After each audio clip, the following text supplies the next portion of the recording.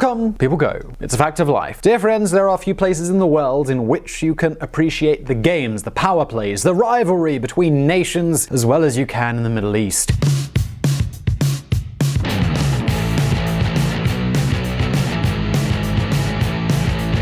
Without a doubt, this is a region that has become one of the greatest chessboards of international politics. And it makes sense when you think about it. They have all of the essential elements. The Middle East is located at the crossroads of 3 distinct continents. It's the largest source of hydrocarbons in the world. It's an enclave through which a great deal of international trade passes, and it's the heartland of one of the biggest religions on the planet. And that's not even mentioning that it's got a huge piggy bank. Energy, commerce, money, religion. The Middle East has really become an international player in recent decades. And to top it off, we're talking about a place that has traditionally been a hornet's nest. And in recent years, this penchant for drama has only increased. The truth is that today you would be hard-pressed to find a more conflictive place in the world. And no, I'm not exaggerating.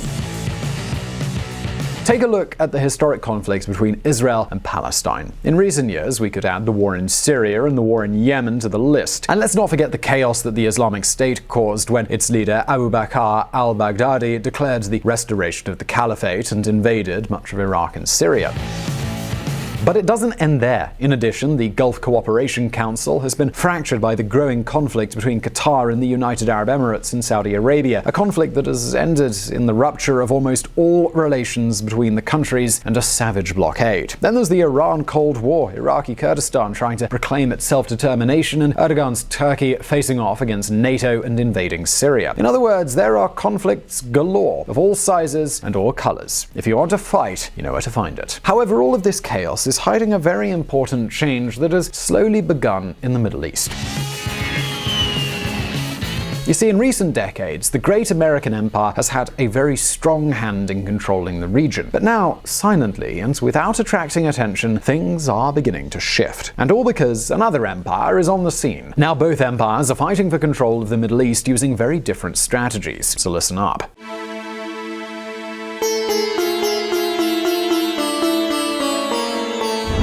The arrival of the Eastern Empire.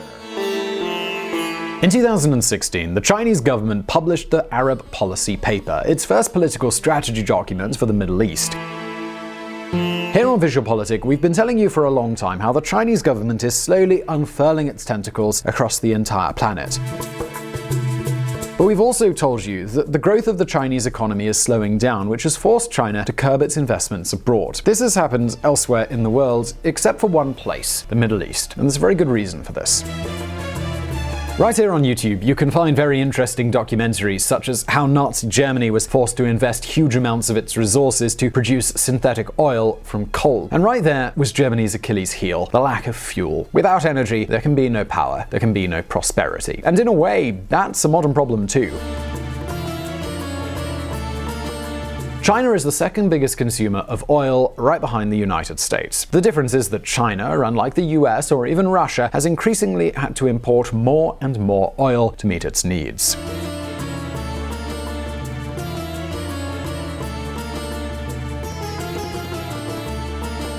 To give you an idea, today, half of the oil that China consumes comes from the Middle East.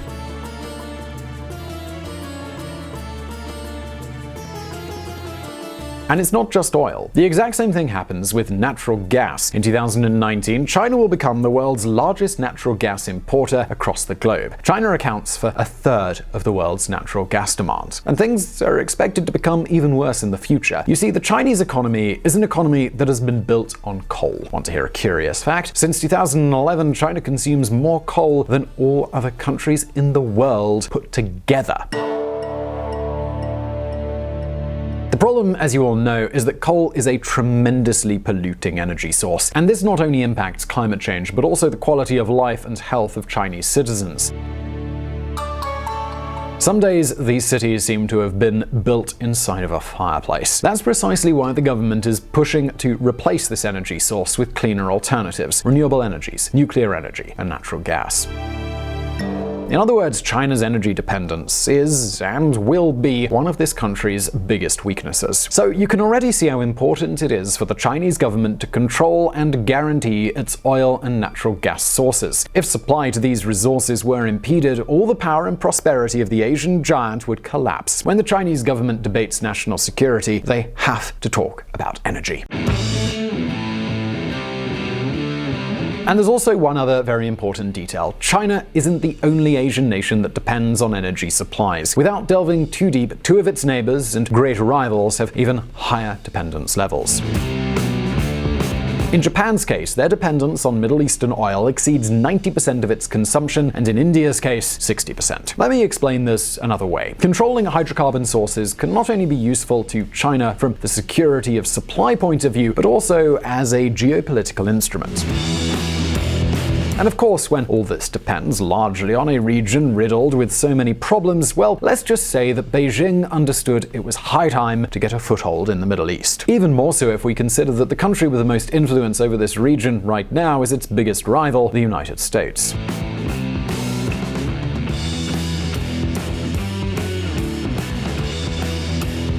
But that's not the only reason. There's another reason that explains China's growing interest in the petro-monarchies region: ensuring the safety of their trade routes. As you know, the Chinese economy is very focused on exports. Well, a substantial part of all Chinese trade passes directly through the Middle East, and in order for trade to flow, China depends on both the ports and the so-called choke points in that area.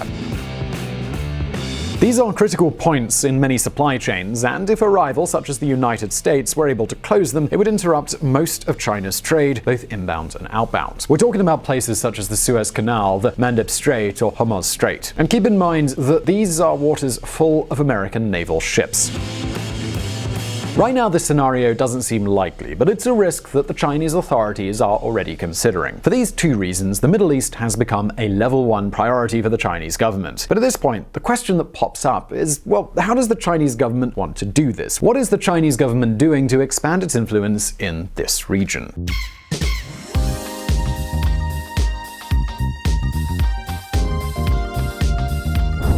China's power paths. In the field of international politics, the strategy that the Chinese follow to achieve their objectives is different from what we're used to. You see, China doesn't want to gain control in the Middle East by using its army. Instead, it wants to use a very different mechanism. It's nothing new. They've been doing it all over the world. The Asian giant wants to create a culture of economic interdependence, one so strong that it can give China enormous influence among the region's countries. This is an interdependence that guarantees full access to, and in some ways control of, all the oil and natural gas they need. This explains why China has positioned itself as the largest investor in the region since 2017. That's even above the United States itself. 1 out of every 3 euros that are invested in the Middle East come from Chinese money. It's the only region in which Chinese foreign investment continues to grow steadily. For example, in 2016, the Chinese company Sinopec and the Saudi company Aramco agreed to jointly build a refinery worth more than $10 billion in Saudi Arabia. In Kuwait, Sinopec has also participated in the construction of the largest refinery in the world, a project worth more than $13 billion. And in Oman, quick question, have you ever heard of Duqm? Well, keep this name in mind because it's likely to become very well known very soon.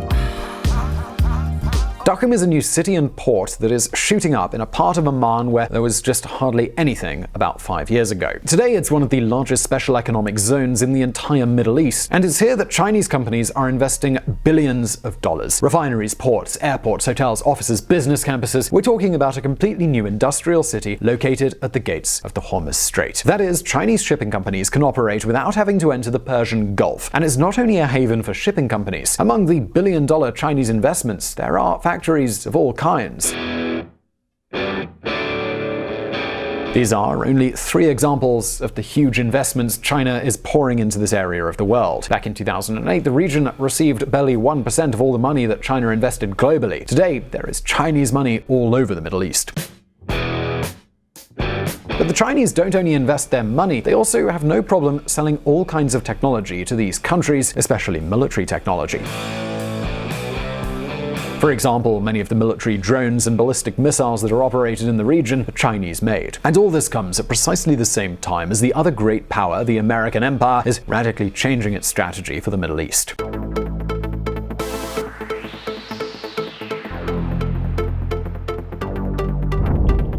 The escape route.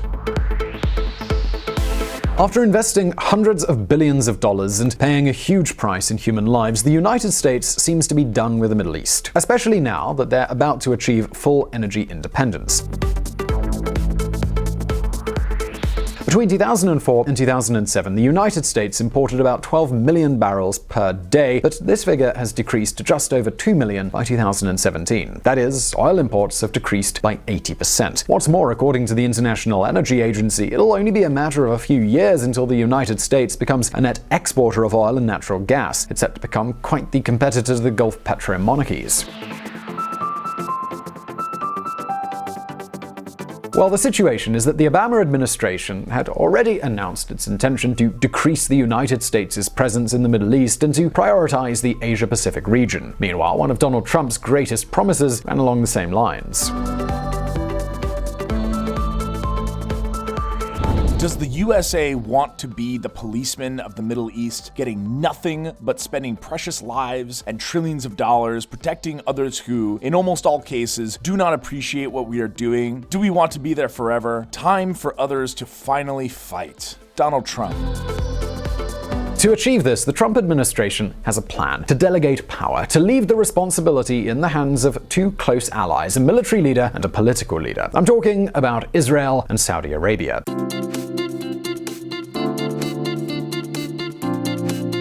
That explains why, since Trump arrived at the White House, his relations with Riyadh and Jerusalem have become very, very good. Saudi Arabia has been willing to allow it and to forgive everything.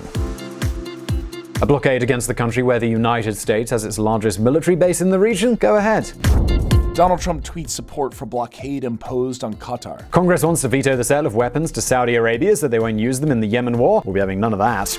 Donald Trump vetoes bills prohibiting arms sales to Saudi Arabia. The Saudi authorities kill a journalist who worked for the Washington Post? Well, let's just look the other way, shall we? Trump defends Saudi Arabia ties despite Khashoggi murder. Riyadh is asking you to take care of their air defense? No problem at all.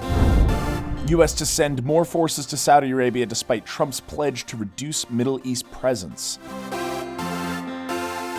But the big question is, well, why? Well, that's because it would be a great political success for Trump to get out of the Middle East and to foster a peace agreement between Israel and Palestine, which all American presidents since Jimmy Carter have tried to do. But hold on a minute, because, well, what does Palestine have to do with any of this? Well, it looks like the Trump administration wants to present a peace agreement before the next elections. A peace agreement that, for the first time, could be backed by the neighboring Arab countries, which would force the Palestinian authorities to accept it. That, at least, is Trump's idea.